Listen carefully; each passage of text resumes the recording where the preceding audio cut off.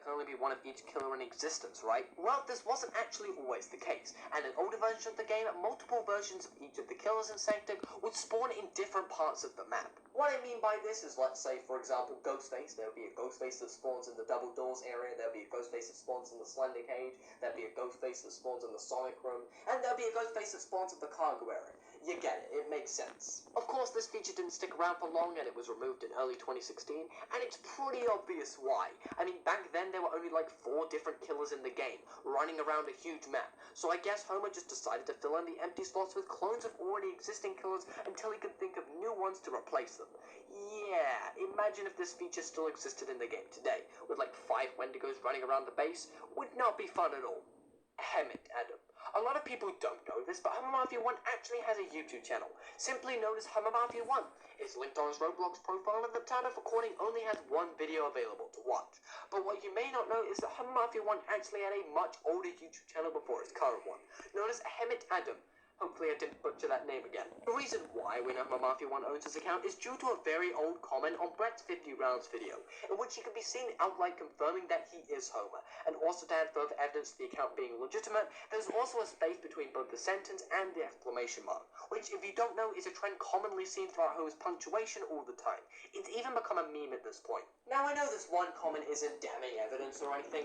I get it. It's not. Anyone can pretend to be anyone on the internet. But I don't know, I remember actually seeing videos on Homer Mafia 1's old YouTube channel. You know, like a Beneath the Surface walkthrough, I think a video on Beneath the Surface 2 as well, a couple videos on other Roblox horror games, and I think, if I remember correctly, a video on Escape from Area 51. Although I don't actually have any screenshots of these videos, or no archives have been saved to my knowledge, I'm just going off of memory here, you'll just have to believe me, okay? But yeah, that's the story of Homer Mafia 1's old YouTube channel. It's still up today. I wonder if he still has access to it. Aberration in Juggernaut mode. Again, as I mentioned on the iceberg earlier, Aberration used to be a normal killer within classic mode, at least within test servers for a short time.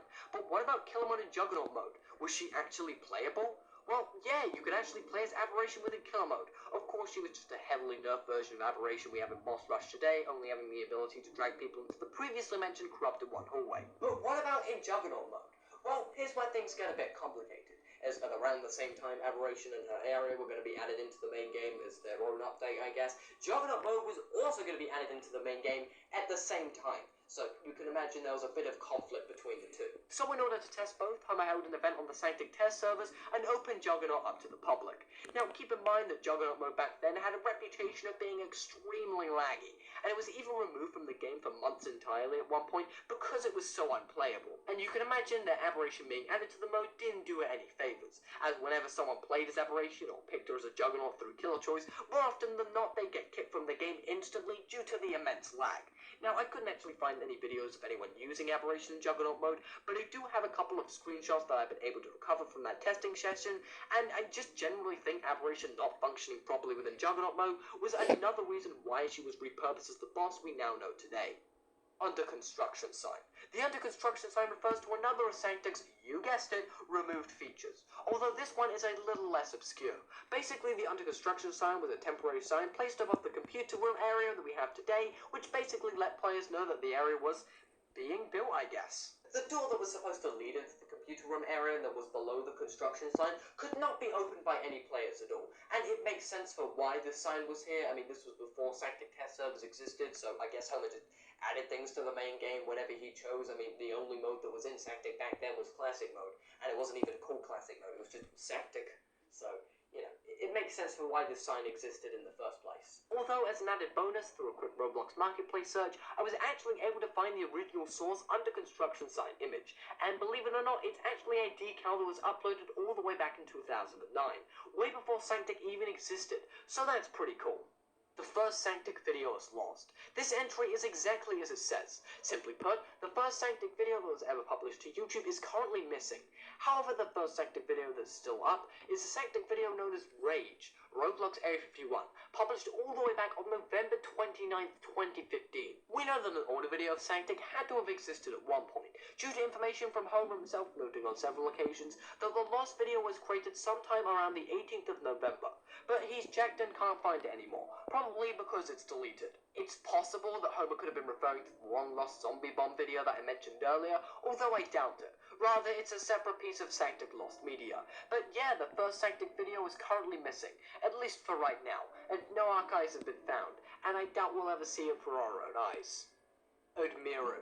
Admiru, much like the previously mentioned Ruslan Sao, is another speedrunner that has held world records on multiple different Roblox games in the past. Quite a lot, actually. One of them being Sanctic, and at the time of making this video, he's second overall on the Kill House world records, behind Ruslan Sao in fact. However, this speedrun in particular would be taken into question, as while Ruslan was watching the run, he noted something off with Admiru's frame rate, and watched it seemingly go up to 61 frames per second, which, if you remember from my previous layer on the iceberg, Roblox caps your frames at 60, and using any Roblox FPS unlockers is against the rules, implying that Admiru had cheated on his Kill House run. However, I believe that this is in fact not true, and in Admiru's defense, I've actually had this glitch happen to myself a few times when I record videos without the FPS unlocker, and it's where visually the frames per second show up as 61 as opposed to 60.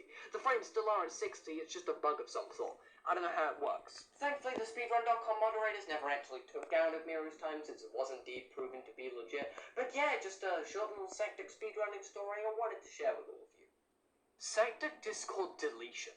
Now, anyone who's been in the Sanctic Discord for a while will know the rocky history that the community has had. But for those unaware, the server has switched ownership many times, and I'm not going to point fingers or anything, but there's also been a lot of arguments within the community between certain groups. As an example, we briefly mentioned the conflict earlier between the developers and the moderators that sparked the whole Seeb incident. However, there was one admin who got so unbelievably fed up with the drama, conflict, and quote-unquote corruption within the server's moderation team that he decided to take action into his own hands, and that person will be none other than Mr. Holy. Now, before I go into the details of what went down, I must ask, please do not go and attack Mr. Holy. I mean, all of this drama happened over 2 years ago at this point, I think in 2021, so it's pointless to try and continue this conflict.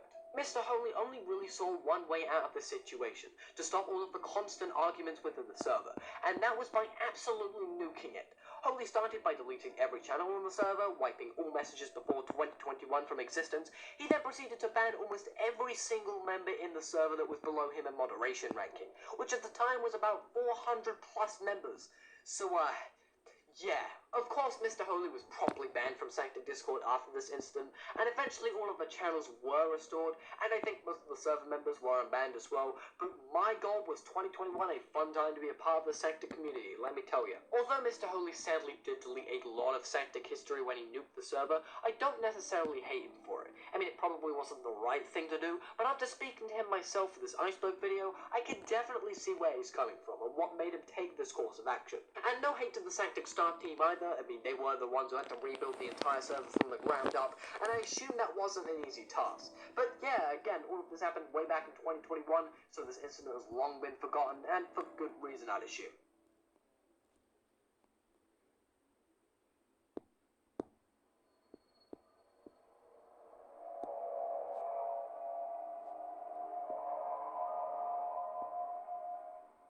Subject A.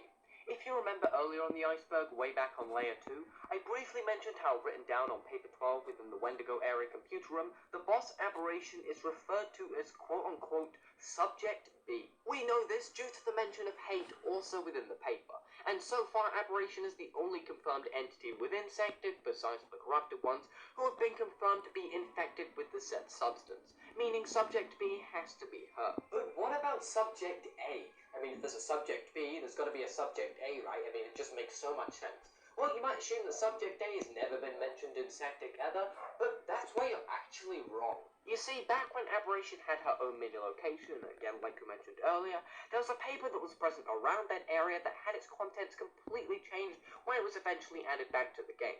This paper being known simply as Paper 7. Nowadays, Paper 7 is found in the sewer meeting room, and it just basically talks about how a meeting was held on the 18th of May 1957 about Cleaner 2. Yeah, it's pretty boring, it doesn't give us that much lore information at all. However, before the sewer expansion update and the paper was rewritten and repurposed, Paper 7 could be found behind the elevator in the old Aberrations containment area and read as follows. For Subject A, blood. Hazard suit Mark II. Use standard biological waste kit. Human blood.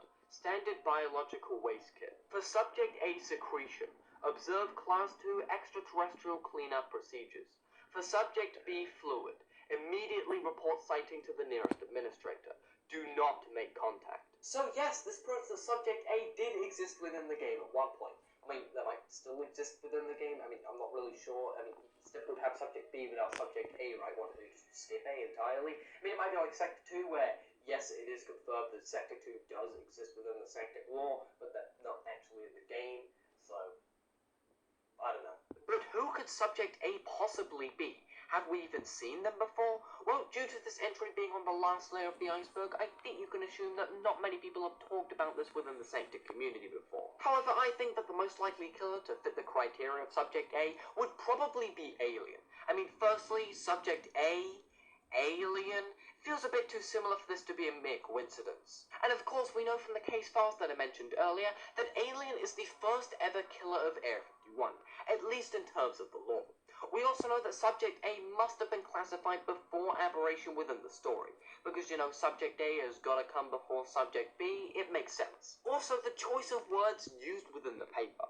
Secretion and extraterrestrial. Don't they remind you of anyone? Of course, we know that Alien is an extraterrestrial. He was captured from a faraway planet as mentioned within other papers found around Area 51.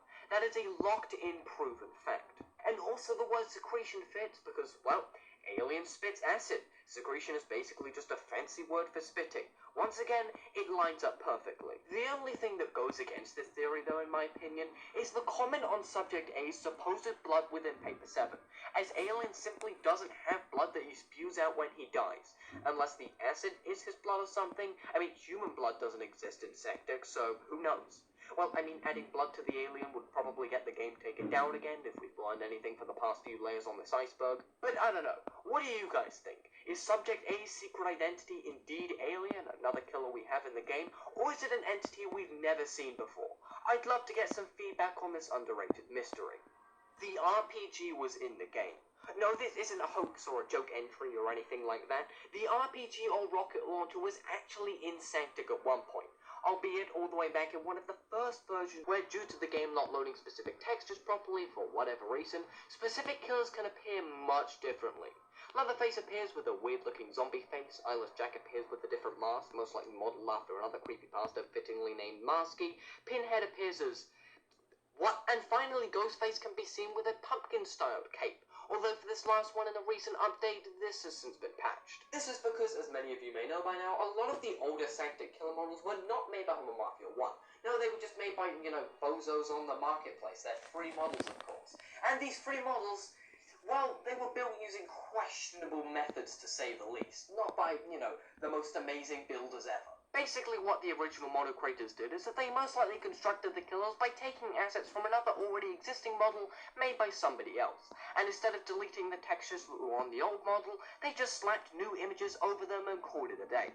Yeah, I know, it's super lazy. But yeah, like I mentioned with Ghostface Pumpkin Cape being fixed, most of these texture bugs should get patched eventually since they are actually errors and mistakes and aren't supposed to be in the game. Sanctic 2017 hacking incident. Exploits within Sanctic are annoying, although certainly manageable. Sure, they might use speed hacks or fly exploits that make the game unfun for about 10 minutes, but they usually swiftly get banned after turning on their cheats because, as we mentioned earlier, Sanctic does indeed have an inbuilt anti-exploit system that detects suspicious behavior. This wasn't always the case, however, as back in the older days of Sanctic, exploiters were capable of completely destroying servers and obliterating the map, making the entire game functionally unplayable. Keep in mind, this is before Roblox added the infamous filtering enabled setting into every Roblox game, which, if you don't know, patched a lot of well-known and severe exploits and cheats that were commonplace back then. Now, originally, I was going to cover the video that you're seeing in the background right now. However, looking at the destroyed map, it doesn't seem all too that interesting, and it was likely caused by a simple exploiting script that simply unanchored every part of the Sanctic map. Nothing too special. However, there is one video uploaded by my friend Brett in mid-2017 that shows one of these supposed quote-unquote hacking incidents, and what we find in the video is something that's very uncomfortable to watch. All the colors within the Sanctic map have been completely altered. Zombies now show up pink, the surface looks very odd, and even the blood shows up as some strange blue color. Now, in all my years of playing Roblox and Sanctic, I have never seen something like this before, and to my knowledge, this is the only video I can find on YouTube showing this exploit, if it is even an exploit to begin with. Now, I know that some of you are screaming in the comments saying, Ash, What if Brett just, swapped the colors in editing? I mean, it's very possible they could have, faked the whole thing. But I've actually spoken to Brett himself, and he doesn't know what happened either. Just hopped into Sanctum one day, and the whole game was just weird, so he decided to, record it. The more I watch the video, the more I get confused on what type of hack script could have caused something like this. It's certainly one of the strangest Sanctic videos I've